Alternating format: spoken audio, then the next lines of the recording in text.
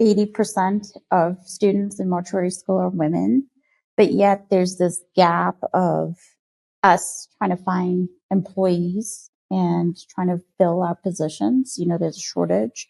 And so it's like, where are they going?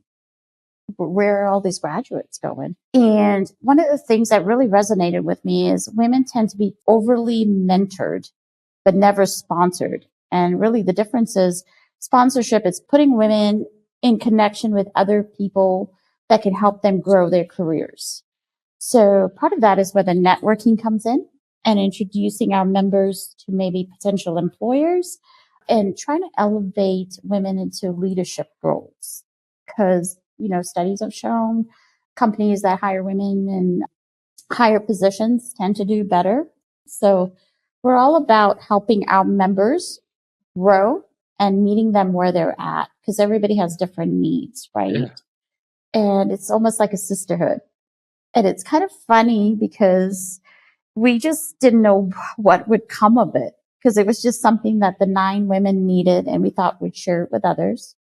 So we'll do virtual events. We've done several amazing virtual events and typically 20 to 30 women will attend these virtual events. And I think the benefit of our virtual events is not necessarily the content, but the time to do breakout sessions and just engage with each other.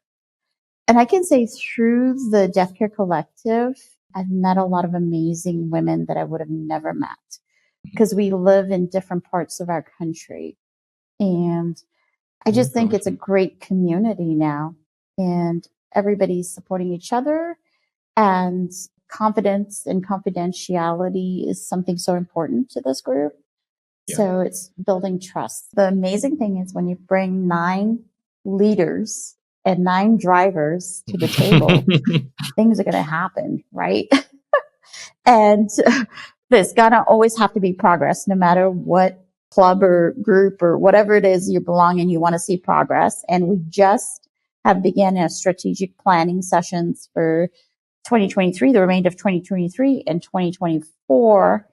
And one of the things that we've just established is kind of the leadership, the formal, because, we were great. We were able to collaborate as 9 leaders, but we realized that there's got to be a little bit of a hierarchy because we're trying to formalize our group a little bit. So we determined who was going to be the chair for the next year, vice chair. So we've started to establish some roles.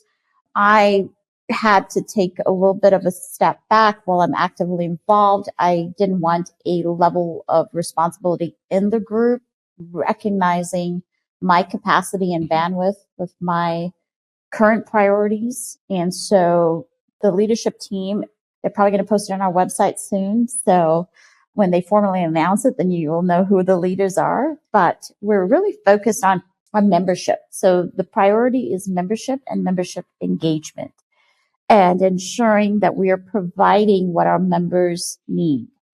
And then the other piece is, and there's going to be different events. The big one that's coming up, actually, we're collaborating with ICCFA in the fall, which is in October in Arizona. It's called the Leadership Summit.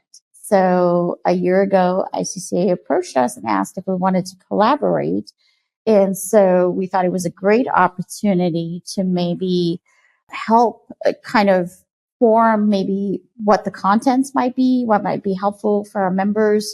So if folks are wanting to attend something a little bit different than the normal conventions and hear speakers regarding leadership, I think it's going to be a great event. So I encourage people to attend. But education, like bringing education to the forefront for our members and resources is kind of our focus. But no matter what we're going to do, we're going to stay true to our core values. We have very specific core values and our mission, right? So how do we know we're doing well? How do we know we're progressing? It's when we're working and keeping our vision and values aligned and making sure to the forefront, right? And so the idea is to empower and strengthen and collaborate. So everything we're going to do in the next year is going to be based around is the leadership principles.